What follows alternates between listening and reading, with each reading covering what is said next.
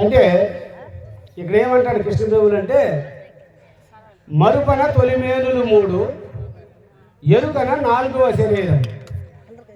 ఈ రెండు ఒక్కటే, పరిపూర్ణం ఆవలది. ఏవలు ఎరుకును గురుకృప చే ఎగరజిమ్మినని పోవును అంటారు.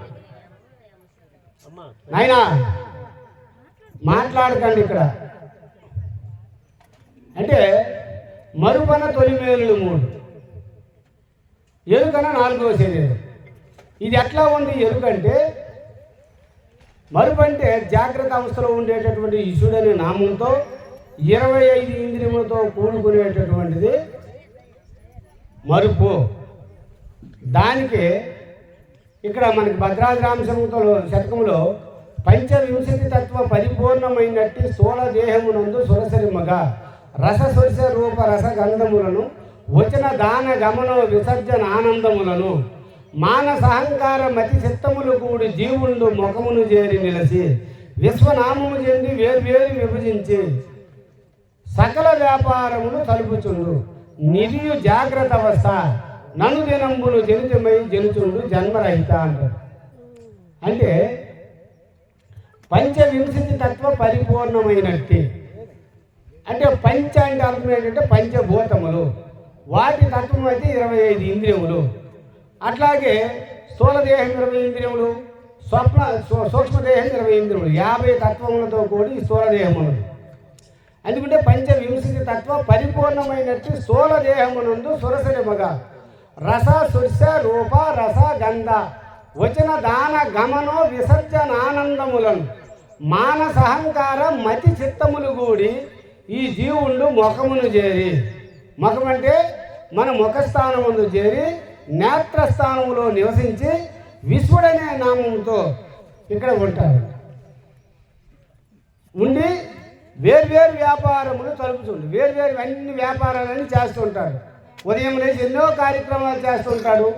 కాయముతో కొన్ని కార్యక్రమాలు, మనసుతో కొన్ని కార్యక్రమాలు చేస్తుంటాడు. వేర్వేరు వ్యాపారములు తలుపుతుంది. ఇది జాగ్రత్త అవస్థ ననుదినంబుగా జనితమై జనుచుండు జన్మరహిత. అయితే ఇక్కడ విశ్వడు అనే నామని పెట్టుకున్నాము. విశ్వడు అంటే ఎవరు అంటే నీవే. జీవస్థితికి వచ్చేటప్పుడు ఇది విశ్వడనే నామము. ఈ ముఖస్థానంలో ఉండేటటువంటి నేత్రస్థానంలో ఉండేటటువంటి ఇక్కడ విశ్వడనే ఉంటుంది. అట్లాగే స్వప్నావస్థకు పోయేటప్పుడు ఎందుకంటే లాస్ట్లో అంటాడు జనితమై జనుచుండు అంటాడు. అంటే ఈ జాగ్రత్త నుండి స్వప్నంకి వెళ్తుంటాడు. నాయన ఎవరు మాట్లాడద్దు, స్వప్నంకి వెళ్తుంటాడు. స్వప్నంకి వెళ్ళేటప్పుడు ఏమంటే 17 ఇంద్రియాలతో ఉంటుంది. 17 ఇంద్రియాలు అంటే ఏమిటి? కర్మేంద్రియములు, జ్ఞానేంద్రియములు, ప్రాణాదులు, మనోబుద్ధులు 2 తీసుకుని ఈ జీవుడు తీసుకొని స్వప్నావస్థకు పోయి అక్కడ తైజసుడనే నామముతో కంఠదేశం నుండి కొంచెం సేపు నిద్ర చెంది మేల్కొని ఈ జాగ్రత్తలో అవస్థలో ఏ కర్మలైతే చేస్తుంటామో అదే కర్మలు స్వప్నంలో చేస్తుంటాం. అంటే నేను ఇక్కడ పడుకొనే ఉంటాను, స్వప్నంలో అటు ఇటు తిరుగుతున్నట్టుగా, అందరితో కలిసినట్లుగా, ఇక్కడ సభల్లో పాల్గొన్నట్టుగా, ఉపన్యాసాలు చేస్తున్నట్టుగా కల వస్తుంది. కళ నిజమా అంటే అది కాదు. కాబట్టి ఇది స్వప్నం. అక్కడ ఏం నామం అతనికి వచ్చింది? ఇక్కడ విశ్వడనే నామం వచ్చింది, అక్కడ తైజసుడనే నామం వస్తుంది. ఆ తర్వాత అక్కడ నుండి ధీమనంబులు ఈ 15 ఇంద్రియాలు కూడా అక్కడ వదిలేస్తారు. ఎక్కడ? కంఠదేశములు అన్నీ వదిలేసి ధీమనంబులు 2 తీసుకొని తాను అవిద్యని కూడి లేనమైన అది కారణ శరీరం అంట. నాయనా ఎన్నిసార్లు చెప్తుంటే మీకు అదే బుద్ధి అయ్యింది. ధీమనంబులు 2 తీసుకొని తాను అవిద్యని కూడి లేనమైన అది కారణ శరీరం అని అక్కడి నుండి అవి కూడా విడిచిపెట్టి తాను తన యొక్క స్వరూపం అంటే మహిమేద సర్పంబు బారిన స్మరణ తప్పియుండుట. అంటే మన శరీరం మీద పాము వెళ్ళిపోతున్నా కూడా కేవి లేకుండా పడుకునేటటువంటిది అది గాఢ సుశుక్తి. ఆవలు ఉండేటటువంటి తూర్యస్థితి. మహిమేద సర్పంబు బారిన స్మరణ తప్పియుండుట నదియ తూర్యం బట్టనుచు యోగువులు ఎరుగుతుంటారంట. ఇది ఎరుక యొక్క నిరూపణ.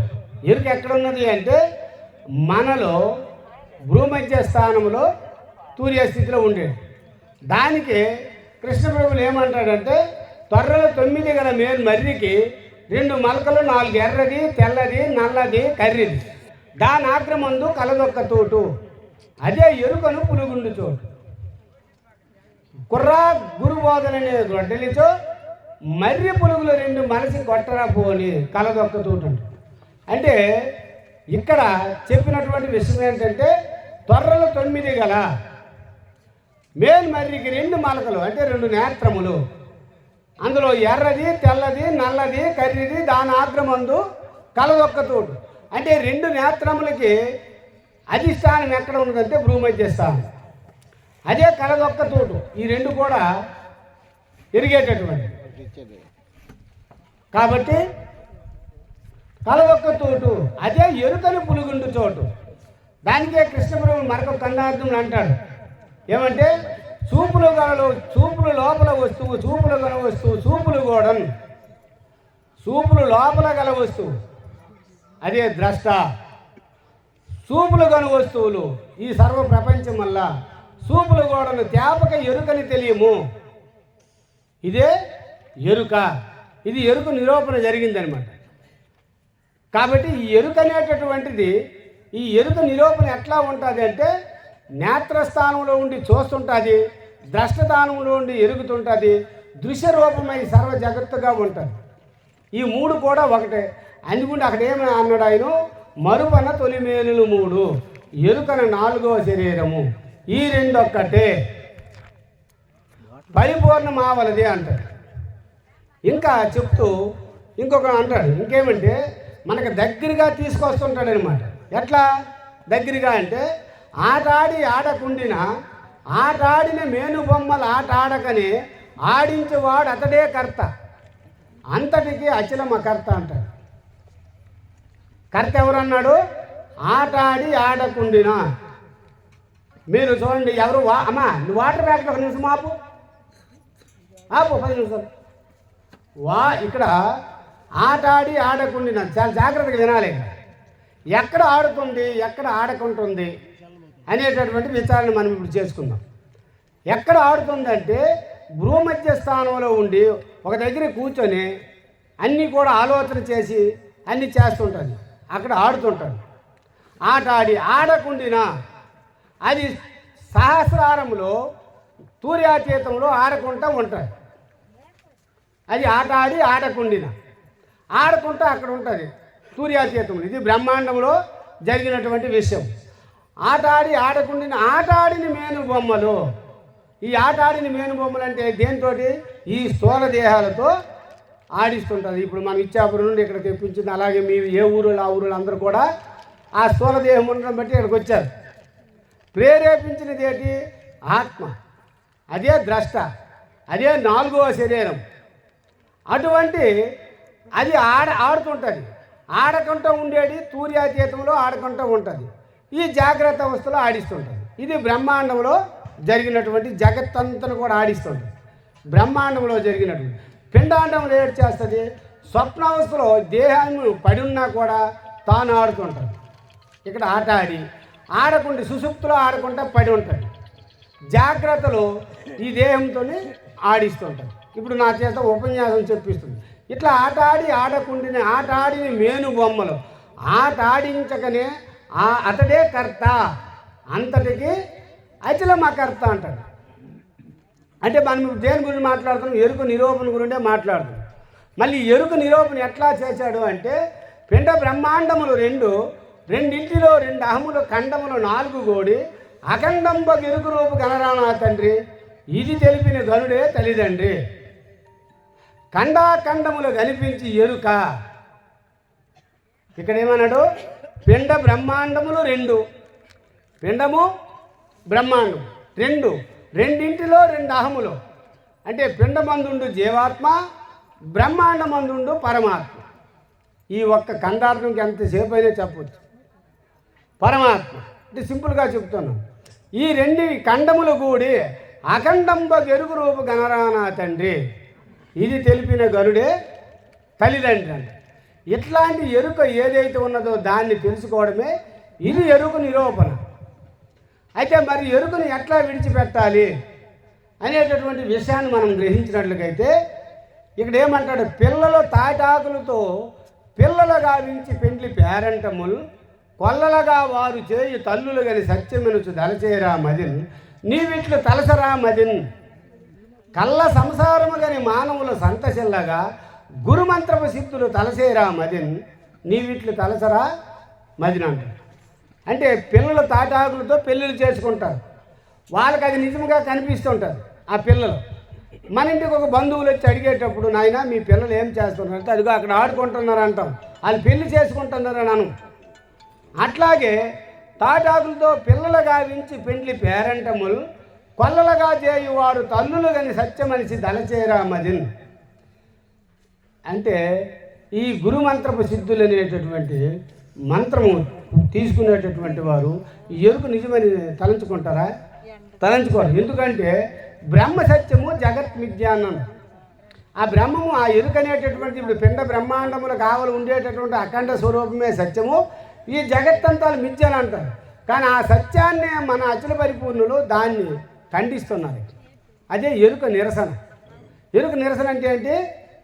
ఈ పిల్లలు చేసుకునేటటువంటి మనం అనేకమైనటువంటి వ్రతాలు, యజ్ఞాలు, యాగాలు, కర్మలు, అలాగే గోదాన, భూదాన, హిరణ్యగా దానాలు, ఆగమనకమోపనిషత్తులన్నీ చదివే వాటిలో ఉండేటటువంటి సారాంశాన్ని అంతా కూడా మన గ్రహణం పడితే లేనిపోయినవన్నీ బ్రాహ్మణులకు తెచ్చి దానాలు చేసి, ధర్మాలు చేసి, పని చేసేది. ఎందుకు? పాపాలు దొరికిపోతాయి. వాస్తవానికి అవన్నీ కూడా ఇక్కడ ఈ అచల సాంప్రదాయ బోధక దగ్గర అవి నిలవవు. అవన్నీ మిథ్యా స్వరూపమే. అందుకుంటే తాటాకులతో చేసి అటువంటి పిల్లలు గావించి పెండ్లి పేరంటములు సత్యమనుసు దలసేరా మదిన్ నీవిట్లు తలసరా మదిను గురుమంత్రపు సిద్ధులు. దీన్ని ఎవరైనా నిజమని నమ్ముతారా? ఎవరు కూడా నమ్మరు. ఎందుకంటే అది అశాశ్వతం. మీ అందరికి ఒక్క మాటే చెప్తాను. ఇప్పుడు ఒక దేవాలయంకి వెళ్ళి మనం అక్కడ ఒక ప్రసాదం పెడతాం. ఆ ప్రసాదం పెట్టేటప్పుడు అక్కడ దేవుడు తింటాడు. అది నిజం చెప్పండి, అది తినడు. కానీ నన్ను పిలిచి పెడితే ఆ ప్రసాదం నేను తింటాను. అంటే అప్పుడు దేవుడు ఎక్కడున్నాడు? ఆ దైవ స్వరూపం ఎక్కడున్నది? నాలోనే ఉన్నది. అందుకని యామిని యోగేంద్రులు అంటారు, తిత్తిలోనే నరుడు తెముగా తెలియక తిక్క పట్టిన నరుడు తిరుగుచుండు, తిక్క తీర్చుగురుడు ఒక్కడే దిక్కురా. అర్థమైందా? తిత్తిలోని శివుని స్థిరముగా తెలియక, ఈ శివుడు అనేటటువంటి వాడు ఇందులో ఉన్నాడు, ఎక్కడా లేడు, అంతటా నిండు ఉన్నాడు అనేది అది అనుభవజ్ఞంగా తెలియబడుతుంది. కానీ తొంపద రూపంలో ఇప్పుడు మాట్లాడుతున్నటువంటిదే ఎరుక. ఈ ఎరుకను నిరసన చేయాలి. ఎరుకను ఎప్పుడైతే మనం నిరసన చేస్తామో అప్పుడు పరిపూర్ణ బోధకి మనము సమం అవుతుంది. దానికి ఉండే సాధన సంపత్తి గల సాధకుడు అంటాడు. అట్లాంటి వాడే సాధకుడు కానీ పరిపూర్ణ బోధకు అర్హుడు కానీ, లేకపోతే అర్హుడు కాదని ఇక్కడ చెప్తారు.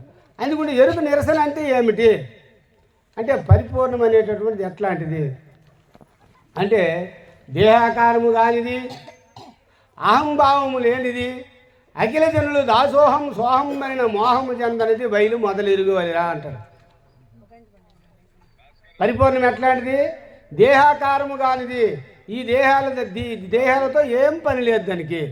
ఇది ఉన్నదని కూడా లేదని కూడా దానికి తెలీదు. అహంభావం లేనిది, దానికి నేను అనేటటువంటి అహంభావము ఏమి లేకుండా, సూది మోపు సందు లేకుండా నిండి నిబిడీకృతమై అంతటా ఉండేటటువంటిదే పరిపూర్ణము. అహంభావం అనేది అఖిల జనులు దాసోహం సోహం అనే. దాసోహం అంటే నీ దాసుడు నేనన్నే, లేదు నేనే శివుడు నన్నే.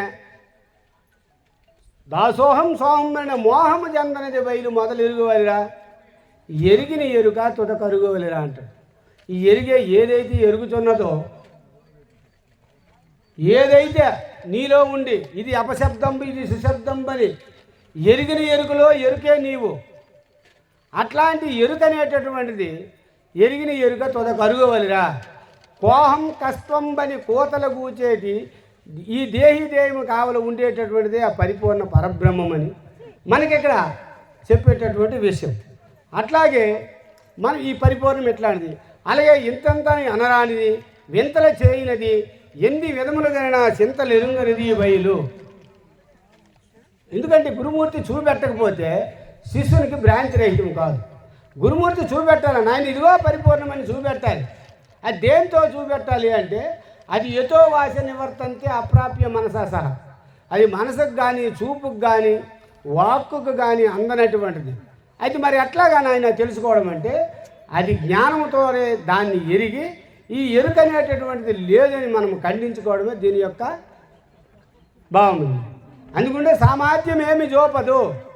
పరిపూర్ణం ఎట్లాంటిదంటే నేను ఇంతటి వాడినని ఈ సృష్టి చేశానని కానీ, లేకపోతే సృష్టిని పోషిస్తున్నానని కానీ, లేకపోతే సృష్టిని లయపరుస్తున్నానని కానీ ఏ సామర్థ్యాలు కూడా దానిలో ఉండవు. పరిపూర్ణంలో ఎరుకలోనే ఉంటాయి. కామ క్రోధాధికములు గలదనిసమే బామలేరు కదూ.